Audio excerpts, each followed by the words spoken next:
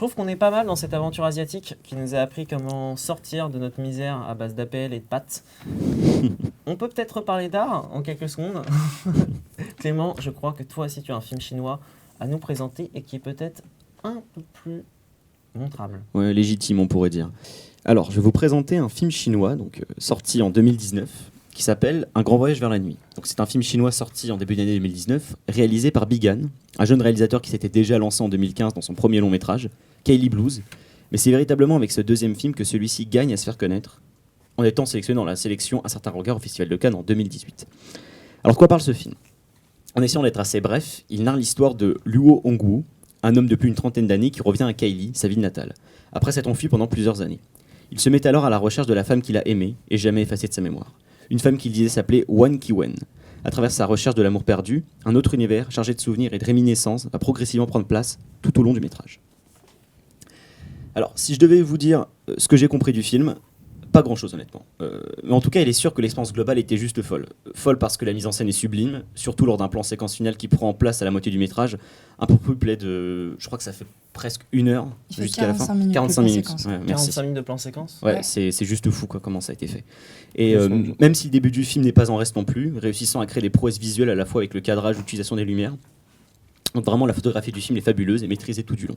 Ce que je peux vous dire aussi, c'est qu'il se dégage surtout une ambiance assez onirique durant le film, où tout se mélange, tout se confond à la fois, les femmes, les discours tenus, les personnages, les lieux, voire même les époques. Du fait que le film instaure plusieurs temporalités sans jamais qu'on soit réellement capable de les distinguer entre elles. En faisant ça, Bigan permet alors à son film de rentrer dans la catégorie si particulière des films qui vont réussir à marquer durablement le spectateur, moi y compris. Vous savez, c'est ce genre de film où le spectateur va encore repenser au film encore et encore, en le ressortant de sa mémoire. C'est ça. Tout Girls One Cup. Film de travail. Mon enfance a jamais détruite. Un film, donc, où on n'a pas toutes les solutions, où celui-ci ne dit pas tout de façon explicite, et il faut alors chercher encore et encore, si on veut véritablement comprendre tout ce que le réalisateur veut nous dire à travers sa caméra. Pour autant, je ne fais pas partie de ceux qui considèrent qu'il faut absolument comprendre une œuvre pour réussir à l'apprécier. C'est aussi ça, tout le magie du film. Personnellement, je trouve que c'est encore plus jouissif en fait, de rester dans une incertitude. Et en l'espèce, au vu du film, le voyage suffit en lui-même. Un film donc composé en 2 parties, comme je l'ai dit précédemment. Une première partie qui reste assez difficile à comprendre, tant les scènes s'enchaînent sans réel lien temporel, composée plus de bribes de souvenirs qu'autre chose, sans trop de certitude. Puis une seconde partie en plan séquence unique, donc de 45 minutes. Et c'est tout ça ce qui est fabuleux dans ce film. J'ai beau ne pas avoir compris grand-chose dans la première partie, ni d'ailleurs dans la deuxième. Tu parles de mes études. L'entièreté de la seconde fait sans arrêt des allusions multiples à ce que l'on a vu ou ce qu'on a entendu au début. On a des sortes d'échos qui semblent prendre des proportions hallucinantes et qui laissent le spectateur totalement pantois devant l'écran. Tout cela contribue davantage à l'onirisme du film, qu'à quelques très beaux dialogues sur le souvenir et les rêves, la difficulté de les distinguer et de savoir ce qu'on a réellement vécu. Il y a notamment une phrase du film où il est dit que les rêves, ce ne sont que les souvenirs que l'on a oubliés.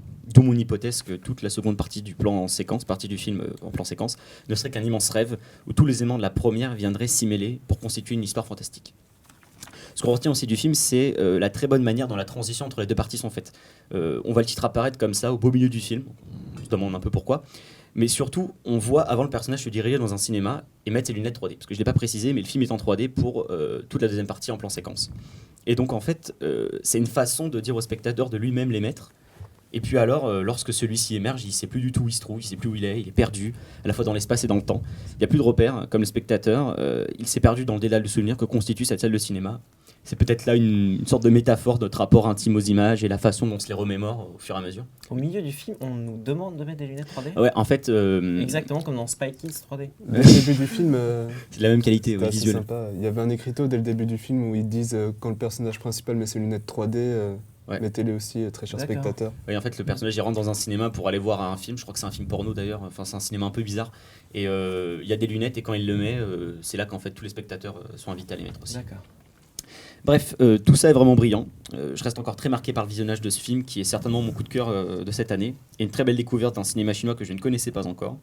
Il y a encore plein de choses à interpréter ou à analyser, mais quelque part ça serait déflorer la beauté unique et pure de cette œuvre. Une œuvre qui finira magistralement exactement comme elle devait finir, tout en poésie. Merci beaucoup Clément. Je trouve que ce que tu dis est très très juste. Merci. J'ai bien aimé ce film aussi, c'est vraiment... ça a été vraiment une expérience en fait. Ah ouais vraiment. Et pourtant je l'ai pas vu en 3D. Ah tu l'as pas vu en 3D? Non, il était pas... Non, moi je l'ai vu dans une une salle arrêt essai à Nancy et non. Ouais, c'était effectué. Ouais, parce que moi j'avais pu le voir au UGC, il y avait des salles 3D qui étaient équipées à ce moment-là.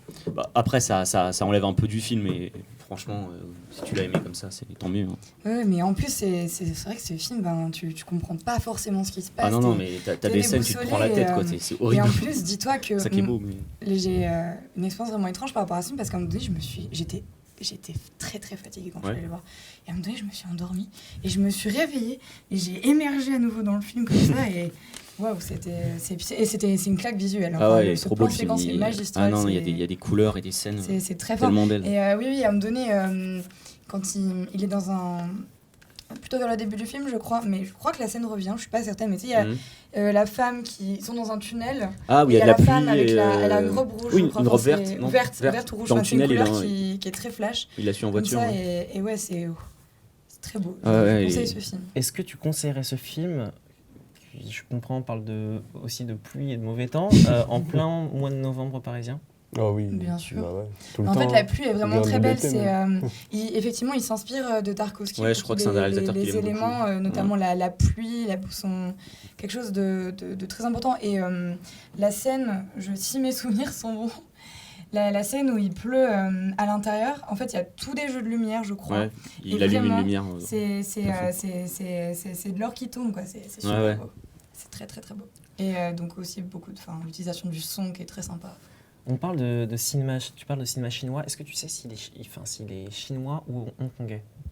C'est une bonne question. Je crois qu'il est chinois. Bah, tu m'avais dit Ça a oui. été produit par un système de financement chinois, par Hongkongais, d'accord. Ouais. On peut se poser la question, quand même du cinéma en Chine, en dehors du marché. La plupart de la production chinoise, il y a quelques années, était hongkongaise. Est-ce que ça va durer? Est-ce que vis-à-vis des étudiants, je me demande comment les étudiants en cinéma peuvent se concentrer sur faire des films. Est-ce qu'à l'inverse, comme ce qui s'est passé au Brésil, les mouvements politiques vont encourager la jeunesse tout simplement à délivrer des moyens d'expression? Moi, j'adorerais voir un film comme, vous vous rappelez, ce film qui s'était passé pendant les manifestations à Paris. Paris est une fête, je crois. Oui. Filmé entièrement durant les manifestations de l'année 2016 ou 2017 à Paris. J'adorerais voir un film comme ça. C'était pas un film Netflix, ça? Ça a été produit. Ça a été un film expliqué après. Il est passé sur Netflix, là, le film français? Ah, d'accord, ok. C'est à la fois un vecteur d'enthousiasme. On se demande comment cet événement marquant, ce qui se passe en Hong Kong, va marquer la jeunesse profondément comme artistique de Hong Kong. Et à la fois, il y a quand même une peur assez légitime sur qu'est-ce que va devenir ce qui était le joyau cinématographique de l'Asie, avec peut-être son voisin singapourien et taïwanais. Une très bonne question. La chronique touche à sa fin. On a eu de nombreux films, on a eu de nombreuses parts de rire. Maintenant, on va remettre en jeu le titre de Mélina. Mélina, tu vas affronter Clément pour le second titre de Vision Libre. Sur un petit quiz que je vous ai concocté à propos des suites et qui va voir affronter deux équipes, l'équipe de Mélina et l'équipe de Clément. Clément, qui il y a dans ton équipe? Louis et Chloé. Boyan et Aude. Ce petit quiz, vous allez pouvoir y répondre grâce aux cartes qui sont au milieu du jeu. Qu'est-ce que c'est que ces cartes? C'est des gages qui portent le nom d'un réalisateur ou d'un acteur célèbre et qui vont vous permettre d'obtenir des indices sur les questions où vous bloquez. Donc, soit vous répondez à la question au hasard, soit vous tirez une carte et je vous donne un indice. Entendu? D'accord. La première question, Clément, je vais te demander quel était le dernier des Dents de la Mer en date. Les Dents de la Mer 3, les Dents de la Mer 4, les Dents de la Mer 5 ou les Dents de la Mer 6? Je crois que la réponse a été donnée au moment durant le podcast. Je crois que c'est Dents de la Mer 5. Ouais, c'est ça, je crois que c'est le 5e. Tout le monde confirme dans cette équipe? C'est l'équipe adverse. C'est un échec cuisant. Le dernier film officiel, c'est les Dents de la Mer 4. Ah bah oui, en plus il a dit que c'était pas officiel. Ah oui. Ce qui est vraiment drôle dans les Dents de la Mer 4, c'est le synopsis que je vous invite à lire, qui commence ainsi. Tout va bien dans la vie de notre héros, mis à part le fait qu'elle a perdu son mari dévoré par un requin. Mis à part le fait que... C'est comment enchaîner un film catastrophe à l'autre. Depuis le dernier massacre, qui est consécutif de 3 autres, tout s'est bien passé. Et ce qui était drôle dans De la Mer 4, c'est qu'il y avait une superstar, il y avait Michael Caine. C'est vrai. Tu soulèves des souvenirs anciens, là. Ouais. Mélina, la seconde question est toujours dans l'horreur. Un seul des films que je vais te poser existe. Saut 6, le chapitre final. Saut 3D, le chapitre final. Saut 7, le chapitre final. Saut 8, promis, après celui-ci on arrête. Saut 9, le commencement. C'est des films français, ça? C'est des Non, films... c'est Saut, c'est le les film films d'horreur. c'est les films Saw. Ah, T'aimes bien Human pense Centipede, tu d'accord. devrais aimer ces films-là, je pense. Saut, Ça aussi, j'adore. c'est avec des merguez zombies. Bon, est-ce que vous avez des idées? Je pense vous que c'est soit le 7, soit le 3D. C'est ça, Si vous savez pas, n'hésitez pas. Bah, je... Après, prendre un non, mais on indice. fait confiance. je fais confiance à Je Boyan. pense que c'est ça ou 7, ouais. Tu es sûr? Pas d'indice? Une paire de Pas, saucettes. pas 100% sûr, mais... C'est un échec également. C'était Saut 3D, le chapitre final, qui Ah, Il n'a mais... jamais été en 3D. au Québec s'appelle Décadence 3D. Putain de merde. En français, on aurait pu traduire ça par Tolbiac.